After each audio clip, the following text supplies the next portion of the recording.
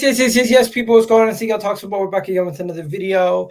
The funny thing is, in life, you gotta actually sit back and just look at what people do, because there's a lot of agendas being thrown around. I'm going to try to speak about this strictly from Arsenal perspective, because if I did speak about it from a rival's perspective, these guys would be like, oh, Arsenal are shit. All of a sudden, we can't compete for the league because we lost a preseason game to Spurs. Don't forget, we lost our preseason game to Manchester United a couple years back before we went all the way. Like, remember Eric Ten Hag saying, what do you call it? Friendly, we don't do friendlies. I remember that. I remember Eric Ten Hag saying we don't do friendlies. And also, the whole thing about playing friendlies is and preseason games is for fitness, to get yourself up to a certain level. But I don't know if people are actually serious when they say stuff like Arteta out after a friendly. I don't know if people are serious when they start throwing out all these negatives, because the negatives being thrown out after a win versus AC Milan, I could imagine how much people are going to go overboard and overreact. Calma, relax.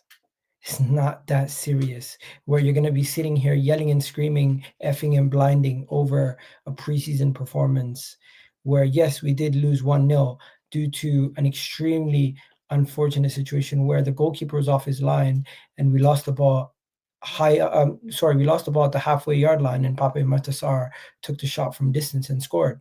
Outside of that, Spurs didn't really have a seriously threatening chance. Now the problem is Arsenal didn't either, and we can get into all the issues, we can get into all the problems, we can get into everything, and I can already see the swarm of Liverpool fans already on my case. You want to know something? You can sit here and say the score was 1-0 versus Spurs, but there was still way more warning signs in our attack than there were our defense. I was not really too concerned about our defensive side, even though we conceded the one goal. The thing about other people that I was speaking about the other day versus AC Milan, we showed a very solid performance versus AC Milan on both sides, where today we didn't really show our best offensively. We showed a lot better in the what do you call it, the defensive side of the pitch. What I found was we're still experimenting with different lineups, experimenting with different personnel. Don't think for 1 second this is going to be what it's like when the season starts, but people are honestly hilarious with their overreaction and overanalyzation of this game. Now, let's get to the actual game itself. The game started, the lineup for the game, I'm going to pull it up on the screen for you guys right now just to show you guys the lineup of the game. The lineup for the game, we had here it is. So of course Rayo was in goal. Ben White, who was relatively quiet, didn't really get on the ball much. Miles Skelly, who I had a concern for 1 second. I thought he got injured at one point when he went down. The tackles that they were putting into Miles Skelly, you could tell they were really ferocious. You even got Bentancur picking up a yellow card in a friendly. Of course, I thought Kivior and Saliba were quite solid defensively. I thought Norgard, hit or miss at times, wasn't really didn't really see enough line breaking passes or too much going forward from Norgard. As for Martin Odegaard, he needs to do better with his shooting. Overall, everything was good in the build-up play. It's just when we get in around the final third, the shot's not there. I found Declan Rice was really doing a lot of overlapping runs. He was finding himself in spaces in the attacking third, either running from the left-hand side outside of Martinelli or running with Martinelli, one or the other. But he had a good opportunity with a shot on goal early in the game. Nothing really came from it. The guy who frustrated me the most was this man right here, Martinelli. Martinelli had about 14 touches. He got dispossessed. How many times did he get dispossessed? He actually did not get dispossessed, but he was offside for one run. He did not create anything. He took one shot. He had so many good opportunities, in my opinion, from where he was, but nothing really came from it. Martinelli was really frustrating to watch, and he also lost most of his duels. Pedro Porro really had him on straps today. As for Kai Havertz early in the game, we had a good opportunity with Kai Havertz. He could have done something with it, didn't really do nothing with it. And I hate to say it, but I think Bukayo Saka did not look at his best yet. He's still trying to get up to speed, get up to fitness. Hopefully we can see him at his best in one of the next two preseason games, but we still haven't seen the best of Saka in these preseason games. He's been relatively quiet. So that's just my thoughts on the early bits. As for Spurs, I'm not gonna lie to you. I thought Odegaard looked very fast for them. I thought Richarlison was very wasteful. Kudus didn't really do too much to make me think we were gonna look silly. Spurs pretty much played their back five, their best back five, as you can see there. We didn't have Timber or Gabriel in our back five. They played a relatively strong team also, so you got to give them credit. It wasn't a joke. But what pissed me off necessarily was you see they started subbing off players a lot earlier than we did. Our earliest substitute was in the 68th minute mark to bring on Zubamendi and take off Martinelli in the 68th minute mark to bring on Trossard. We brought on Gyökeres in the 77th minute. We brought on somebody else in the 77th minute here also.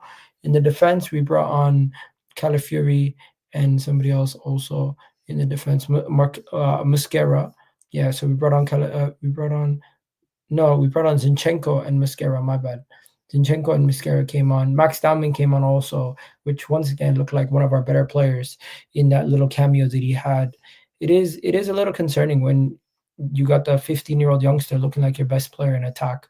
I'll say that to say the least. But overall, I think a lot of the overreaction online is crazy. Like it's criminal to some of the overreaction I'm seeing online. Like just the overreaction overall is mostly around David Raya, the attack, and I feel like I don't really want to be that guy, but I just feel like we constantly do this where we always overreact too much, and this is another one of those games. I'm not going to tell people how to be a fan. I'm not going to tell people how to support the club, but Martinelli today was concerning. Fair play. You can be concerned about Martinelli.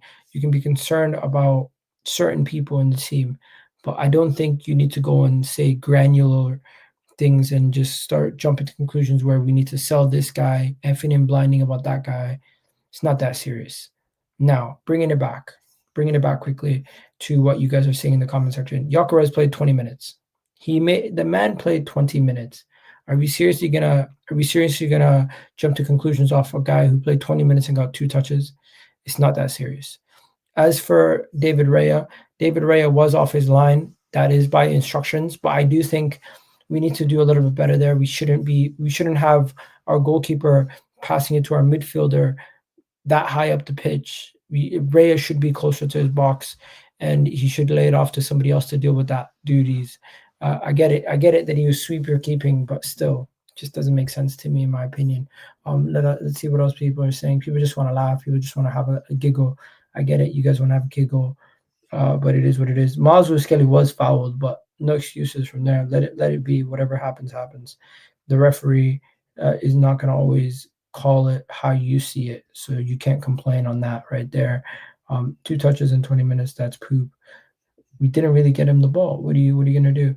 You didn't really get him the ball. As for what else is there?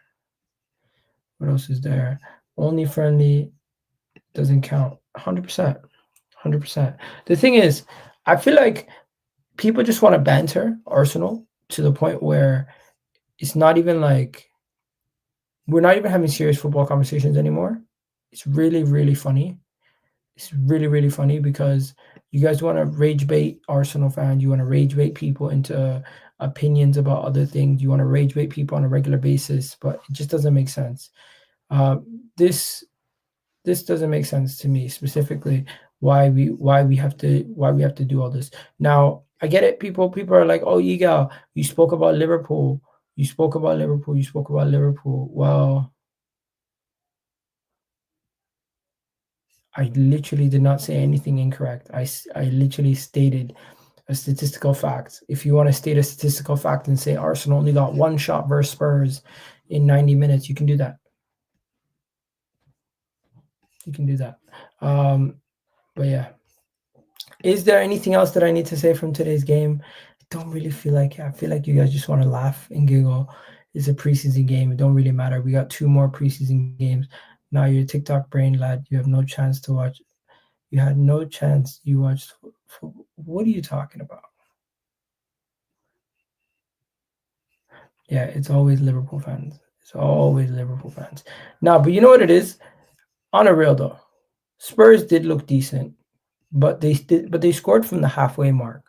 It wasn't like this was a ridiculous scoreline where we lost 2-0 or 3-0. Like, what are we doing?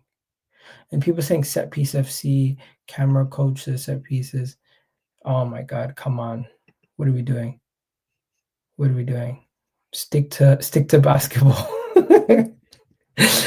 Yo, you guys make no sense. I don't get it. Why do you guys come here just to banter? It's actually hilarious. It's actually so funny. Like, you guys literally just come here to banter. Now, we're not done with our transfer window. We're gonna still go and get Eze, hopefully. Hopefully Eze can make a big difference. And also, we're still gonna go and get Madueke joining this team. Hopefully Madueke can make a difference on the left-hand side. We'll see what he does. But I overall think it was a poor display. We can't deny that. It was a poor display. Overall poor display from the team. And we just gotta hope that our next two preseason games. Let me see who are our next two preseason games against. I know we play Bilbao and Villarreal Bilbao. So yeah, we play Villarreal on Wednesday and then we play Bilbao on Saturday. Hopefully those two games we can get a little bit of a better grasp of what's going on with the team, because I feel like the level of the teams that we've been playing have been very good. And throughout the whole preseason, like, we haven't had one team that was like really poor quality. All the teams have been really high quality games, and maybe the people who designed the Arsenal preseason schedule need to maybe throw in like some local teams or something like what Liverpool had with Yokohama or something like that, just to give you one game where you can like batter somebody and see and run up the score on somebody. But right now, everyone's just kind of like everyone's just like, oh, Arsenal haven't looked good. Arsenal haven't looked good. Well, AC Milan, we did not look as fluid as we wanted to be. I would say the game against Newcastle, we looked a lot better and it was a lot more fluid, and we finished off the game 3-2. Um, as for this game, we did lose 1-0. Neither team really did much offensively. I'll say that. Spurs maybe were the better side, but at the end of the day, 1-0 scoreline is fair. And with the Villarreal and Atletico Bilbao games, those are the games I'm going to be looking at in the lead up to the season, and hopefully we can now go and get that left winger, because we do need a left winger ASAP. Ebrici Eze should be the next signing that we look at, and Martinelli, Trossard, neither of them really gave themselves a good go this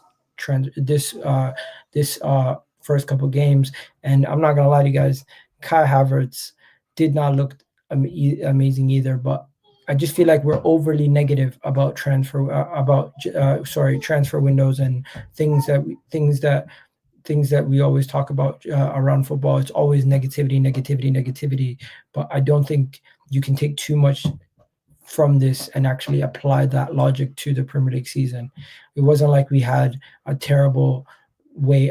It wasn't like we conceded a shambolic goal from open play where all our players were messing up. It was literally just the goalkeeper was out of his line. We lost the ball once and boom, we conceded.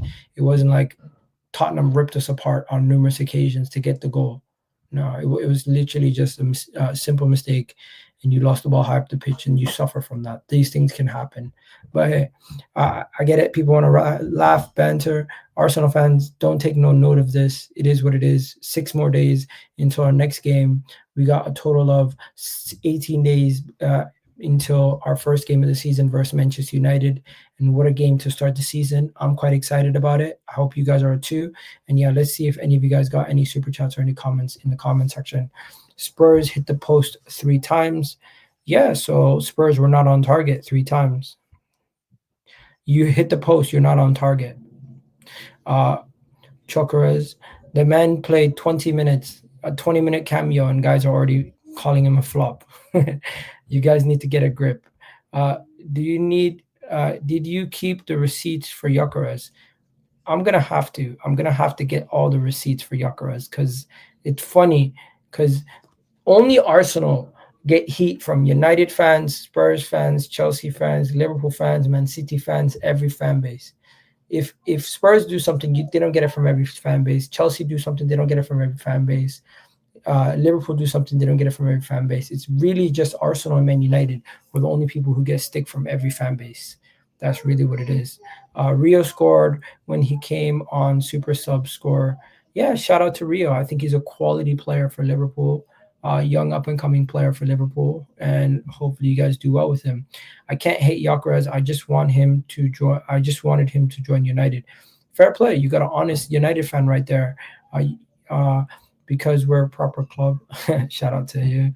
Gyökeres scored 6 goals in the training session. Yeah, it's just about time. You just got to give him time. He was saying 007, 001. You guys are funny. You guys are funny. You guys are funny. We're doing 007 for preseason. That is hilarious. Anyways, I'm gonna wrap it up here. I'm gonna go check out what they're saying on the terrace. And guys need to relax. Like, there's no need for Arteta outs. There's no need for people moving mad. Just chill out. It's not that serious. It's a preseason friendly, and it wasn't as friendly as it would usually be. But hey, if anything, these are the kind of games we're going to be having in the Premier League, so we might as well prepare for them. The difficulty to break teams down still needs to be resolved, and with Zubamendi on the pitch and some of our starters on the pitch, I would expect it to be a lot better. But yeah, you guys are sick in the head. Anyways, I'm gonna wrap it up. You guys have yourselves a wonderful day. I'll catch you guys in the next video. Love for the love. And yeah, when it comes to player ratings, I'm not even gonna do player ratings. Dude, just a Borefest all around, which seriously doesn't deserve a player rating. But yeah, catch you guys in the next video. Love for love, people. Peace.